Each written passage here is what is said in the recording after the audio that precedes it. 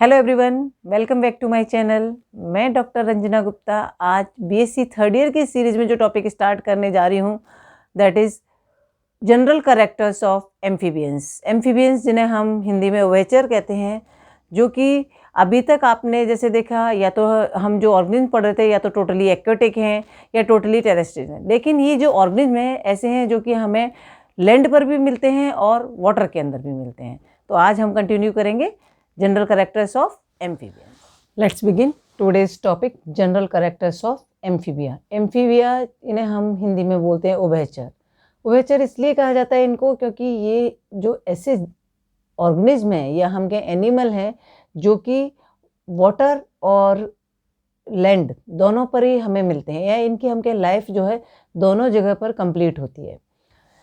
तो अब हम इसके जो कैरेक्टर्स देखें तो सबसे पहला कैरेक्टर ही है एक्वेटिक और सेमी एक्वेटिक। मीन्स जली तो है ही हैं, लेकिन हम इन्हें अर्धजली भी कह रहे हैं क्योंकि इनकी जो लाइफ साइकिल है उसका एक पार्ट जो है वो वाटर के अंदर कंप्लीट होता है, लेकिन जो अदर पार्ट है उसमें ये वाटर में भी रह सकते हैं और लैंड पे भी रह सकते हैं। तो जैसे फ्रॉग है, इसका एक बहुत सिंपल सा फ्रॉग है, आप देखते हैं फ्रॉग की जो लाइफ साइकिल हम देखें तो उसकी इनिशियल स्टेज में जो लार्वल स्टेज है दैट इज़ टेडपोल, और वो लार्वल स्टेज जो है उसके जो अपने एग्स जो स्पाउन करता है या एग्स जो रिलीज़ करके उसका जो स्पाउन होता है वो वाटर के अंदर रहता है।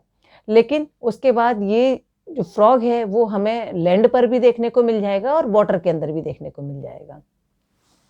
उसके बाद दे आर कार्निवोरस। कार्निवोरस मतलब ये डिपेंड करते हैं एनिमल फूड पर फॉर देयर फीडिंग, या हम कहें अपने भोजन के लिए ये जो है एनिमल सोर्सेज पे फूड के लिए डिपेंड करते हैं।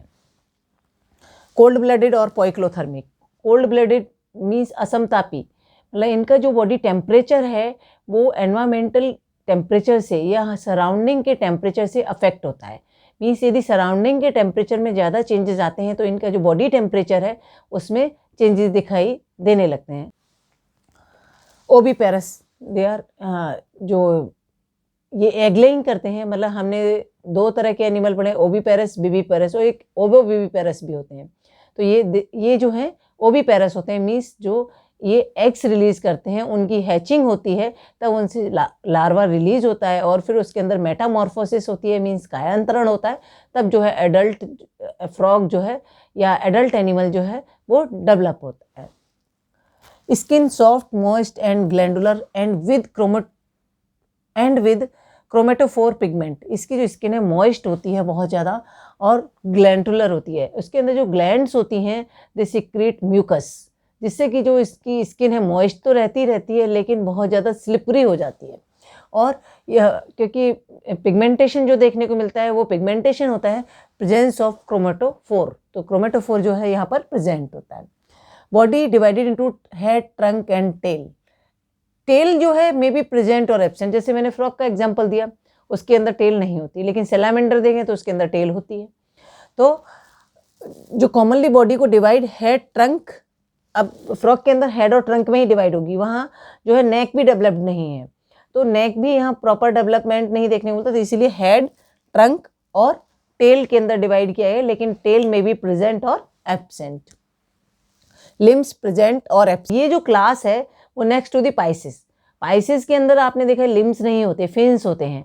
तो यहाँ जो प्रिमिटिव एम्फीबियंस हैं उनके अंदर जो हमें लिम्स नहीं दिखाई देते, तो इसीलिए लिम्स प्रेजेंट और absent. If present with 4 to 5 toes. लेकिन जैसे जैसे एडवांस स्टेजेस आती हैं, एडवांसमेंट हम देख रहे हैं इसके अंदर, तो लिम्स दिखाई देते हैं और लिम्स के अंदर 4 to 5 टोज, मतलब 4 से 5 जो है टोस होते हैं और 4 लिम्स होते हैं, जिन्हें हम 4 लिम्ब और हाइंड लिम्ब, 2 जो है उसमें 4 लिम्ब होते हैं और 2 हाइंड लिम्ब होते हैं। Fins absent. If present only median fin without fin rays. इसी तरह क्योंकि मैंने कहा कि इनका जो डेवलपमेंट है वो फिशेस से हुआ है, तो फिशेस के अंदर तो फिन्स डेवलप्ड थे, लेकिन यहाँ पर जो है फिन्स एब्सेंट हैं, मीन्स पेयर्ड फिन्स एब्सेंट हैं। लेकिन जो प्रिमिटिव स्टेजेस हैं या प्रिमिटिव ऑर्गेनिज्म है उनके अंदर ओनली मीडियन फिन जो हमें दिखाई देता है, उसके बाद फिन्स हमें दिखाई नहीं देते हैं, और जो मीडियन फिन है वो भी विदाउट फिन रेज यहाँ पर दिखाई देता है। एक्सोस्केलेटन की बात करें, बाह्य कंकाल वो नहीं होता इनके अंदर।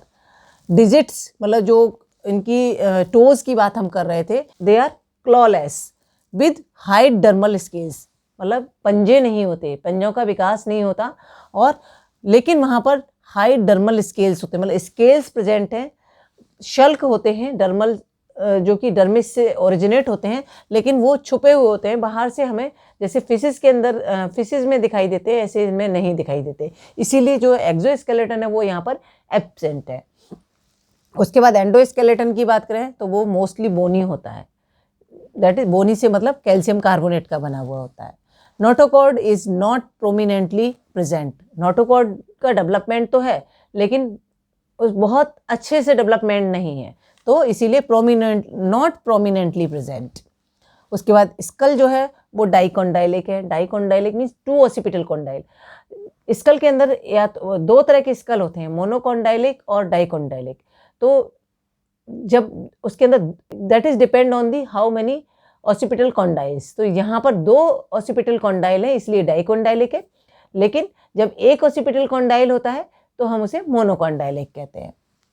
माउथ विद अपर और both jaw and homodont teeth, mouth के अंदर कहीं कहीं ऐसा है केवल अपर जॉ होता है, लोअर जॉ नहीं होता, लेकिन मोस्टली जो है दोनों ही जॉ होते हैं, और उनके अंदर हम देखें जो टीथ हैं वो होमोडोंट में समान प्रकार के एक जैसे टीथ वहाँ पर प्रेजेंट होते हैं, कोई डिफ्रेंशिएशन नहीं होता कि प्रीमोलर है, मोलर है, कैनाइन है, इंसाइजर, ऐसा कोई डिफ्रेंशिएशन वहाँ पर नहीं देखने को मिलता।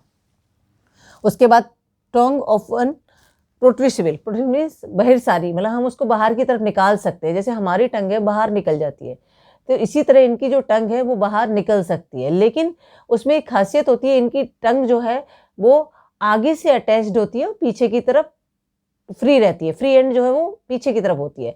तो जब कोई भी ऑर्गेनिज्म इनको या कोई प्रे है उसको कैप्चर करना है तो अपनी जो टंग को ये आगे की तरफ फेंक, मतलब जो है बाहर निकालते हैं, रिवर्स डायरेक्शन में आती है, और जैसे ही उसको इस पर स्टिक होता है, उनकी टंग पर जो है ऑर्गेनिज्म स्टिक हो जाता है, तुरंत उसको अंदर वो ले लेते हैं।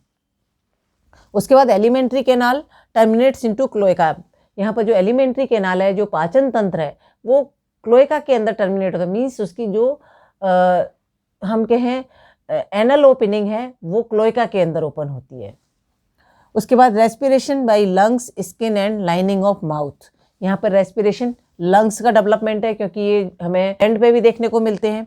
स्किन के द्वारा, जब वाटर के अंदर ये रहते हैं तो स्किन के द्वारा करते हैं, गिल्स नहीं होते, स्किन से क्यूटेनियस रेस्पिरेशन जो है हमें देखने को मिलता है। और कुछ जो हम कहें एम्फीबियंस ऐसे भी हैं जिनकी जो माउथ की अपर लाइनिंग है वो भी रेस्पिरेशन में हेल्प करती है, लेकिन लार्वल फॉर्म्स के अंदर हमें एक्सटर्नल गिल्स, जिन्हें हम गलफड़े बोलते हैं हिंदी में, वो दिखाई देते हैं। उसके बाद हार्ट जो है उसके अंदर 3 चैम्बर्ड है, जिसके अंदर 2 ऑरिकल और 1 वेंट्रिकल होता है। इसके अलावा नीचे की ओर उसमें हमें साइनस विनोसिस दिखाई देता है, और 1 2 3 पेयर ऑफ एओर्टिक आर्चेज, जिन्हें हम महाचाप कहते हैं, मतलब जो हम एओर्टिक आर्चेज जिनका डेवलपमेंट देखते हैं तो वो बहुत ज़्यादा मॉडिफिकेशंस आगे, हम पल्मोनरी आर्टरी, पल्मोनरी वेन का डेवलपमेंट आगे होता जाता है, लेकिन इनिशियली जो है वो एओर्टिक आर्चेज की फॉर्म में होती हैं।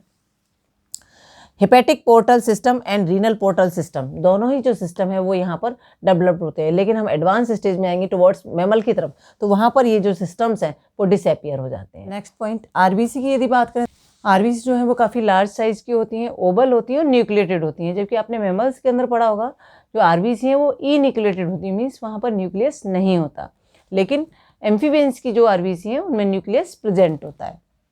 किडनी मीजोनेफ्रिक टाइप, इनिशियली आपने देखा होगा फिशेस के अंदर जो किडनी थी वो प्रोटोनेफ्रिक टाइप की थी।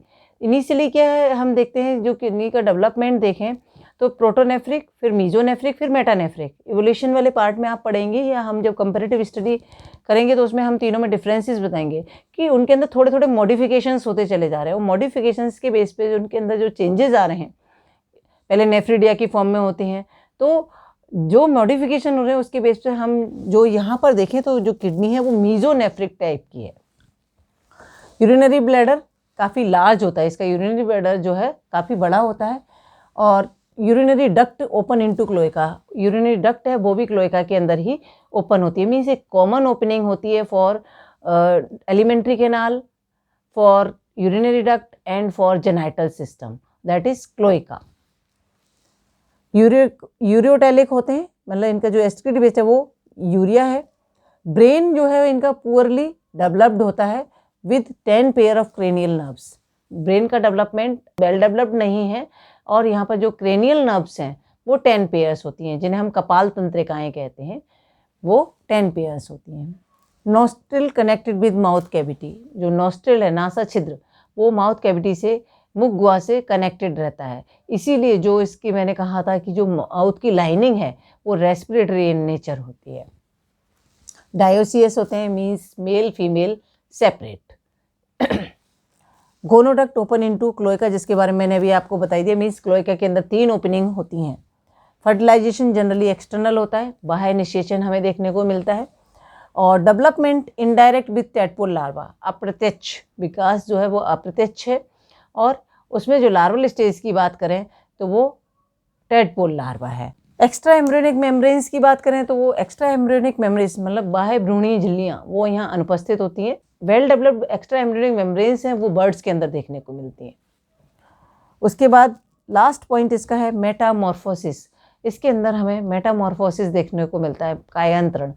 और जो कायांतरण है, डेवलपमेंट जब होता है तो डेवलपमेंट कैसा है, प्रोग्रेसिव है या रिग्रेसिव है. तो यहाँ हमें दोनों तरह के कैरेक्टरिस्टिक देखने को मिलते हैं. प्रोग्रेसिव भी है मेटामॉर्फोसिस और रिट्रोग्रेसिव भी है. रिट्रोग्रेसिव प्रतिगामी जिसे हम बोलते हैं, प्रतिगामी कायांतरण में कुछ चीज़ें जो हैं लार्वल स्टेज में तो हैं लेकिन एडल्ट में डिसअपियर हो जाती हैं. और कुछ चीज़ें मॉडिफाई होके जो लार्वा में से मॉडिफाई होके एडल्ट में विजिबल होने लगती है. मतलब लार्वल में बहुत कम डेवलप्ड है लेकिन वही चीज़ जो एडल्ट स्टेज में हम देखें तो वेल डेवलप्ड हो जाती हैं. लेकिन जब लार्वल स्टेज में वेल डेवलप्ड है और वो डिसअपियर हो जाए एडल्ट स्टेज में, तब जो है मेटामॉर्फोसिस जो है वो रिट्रोग्रेसिव मेटामॉर्फोसिस कहलाती है. तो हमें ऐसी मेटामॉर्फोसिस भी यहाँ देखने को मिलती है लेकिन वो सभी स्पीसीज़ के अंदर नहीं मिलती. जैसे कि फ्रॉग की टेल, फ्रॉग में हम देखें जो लार्वा है वो टेल्ड होता है जबकि जो एडल्ट है वो टेल लेस होता है. तो ये थे general characters of amphibians. I think आपको समझ में आ गए होंगे. फिर भी कोई डाउट है तो आप अपने कमेंट सेक्शन में जाके अपना डाउट ड्रॉप कर सकते हैं. Thank you so much.